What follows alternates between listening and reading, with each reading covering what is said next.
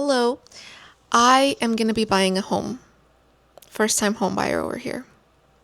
And I want to document the whole process because this has been something that I've procrastinated a little bit. I mean, I don't think I was in a better position.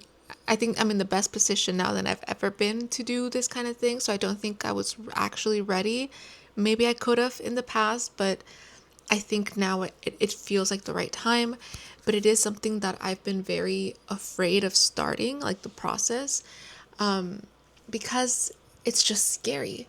And in the context that we're living in, for a while, all of last year, I felt like I was okay, maybe it's the time, right? But I think I was a little afraid of just the world collapsing around me and me having to like leave the country or something around those lines. I am a DACA recipient, so my life is very uncertain sometimes. I am very lucky to have at least a work permit, a social security number, and protection from deportation.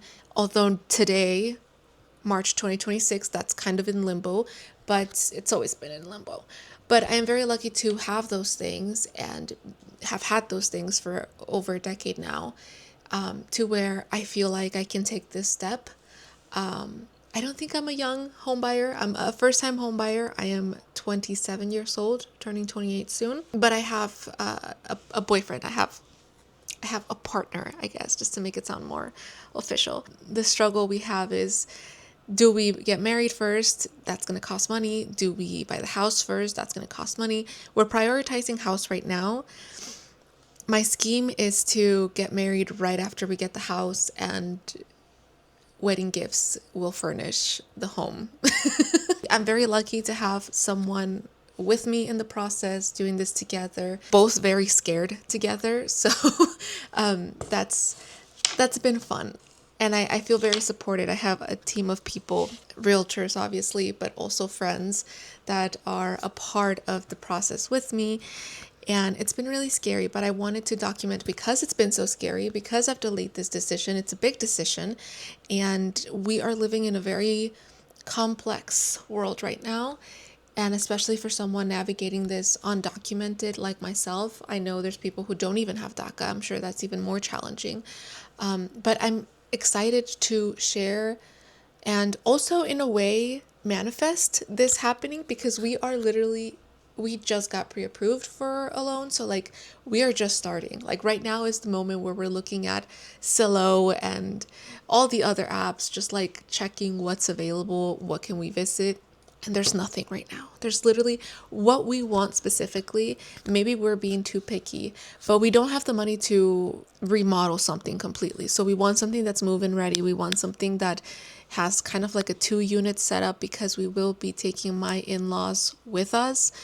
And that's like a whole situation where we just feel like we, as the children of parents, I my partner is the only child, so his parents are kind of like he's the only one responsible, right? Even though a whole conversation we can have about immigrant parents and almost becoming their parents or like their caretakers. We're becoming their caretakers as we get older. So it's a whole thing, but they have, he's not an only child anymore. Actually, they have a newborn, and they just need more support. And my family also needs support, but we're 3 daughters over here, all adults, all working, all helping in whatever way we can. So, I think his family needs a little more support. And in turn, it will help us, make the monthly payments if we have someone paying rent, even though they won't be paying a full rent, but like close to. It still will be a help to get, the payments for the house and stuff. I don't think we needed it, but I feel like we don't lose much by doing this with them, and we get to help. And if anything, it'll help us maybe save money and finish those payments sooner. So it kind of worked out that way. But that's the situation going on right now, and I wanted to document it on YouTube because I've been procrastinating YouTube. I have like 3 videos on the docket. I just haven't pressed send. So I will do that. But this is video 1 of the journey of buying a home. We are in the state of Illinois, we're looking for something in the area, in the greater Chicago area, probably the surrounding suburbs. Yeah, this is what's going on, and I wanted to share it with you all, especially if there's people who are thinking of going through this process, especially if you are also undocumented. I can share with the help of my friend who's the realtor that's helping us. She could probably come in at some point and just give more details about just understanding the process, bro, because I'm confused all the time. I've gone to some of their like info sessions to like just get an idea of what I'm about to get into. I'm still confused, but I think I have a good sense of like what's next. What are we doing right now? We're going to start doing visits to homes. We're going to start looking at homes, going and visit them, and just checking them out. But yeah, this is exciting. We've never had a home. We're both Mexican, born in Mexico. He came into the US at 21 years old. So he was an adult already. He went through he grew up in Mexico. He went through the educational system in Mexico. He went to college in Mexico, the whole shebang.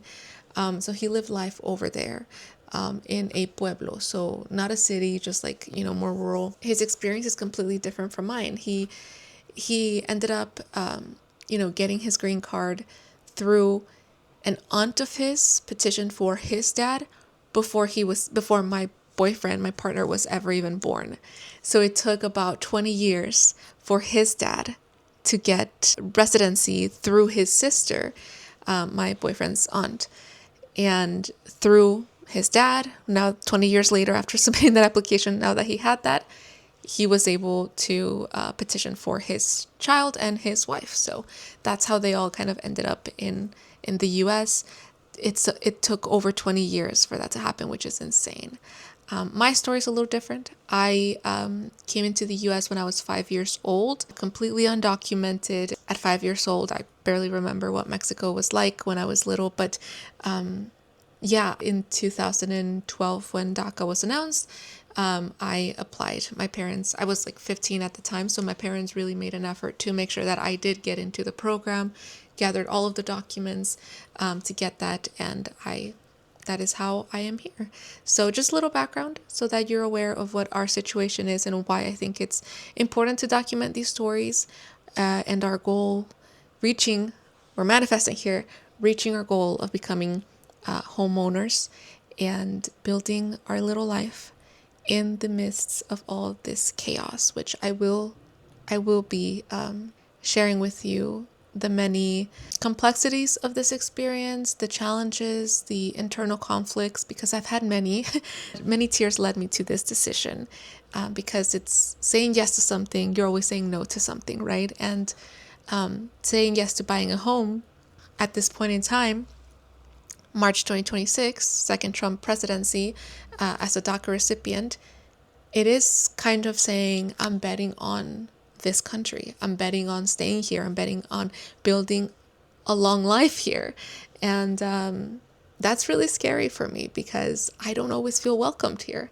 Many of us, like brown people, Black people, people of color, we don't feel welcomed here. And then adding a layer of your status, immigration status, it just makes it a little more challenging. But that's what we're betting on. And we'll see where it takes us. I wanted to share all of that context so you know what's to come if you're interested in just following the journey to buying a home as a DACA recipient. So a lot will come up in this series. But thank you for being here. If you stayed the whole way through for my rant, I appreciate you, and I'll see you in the next video.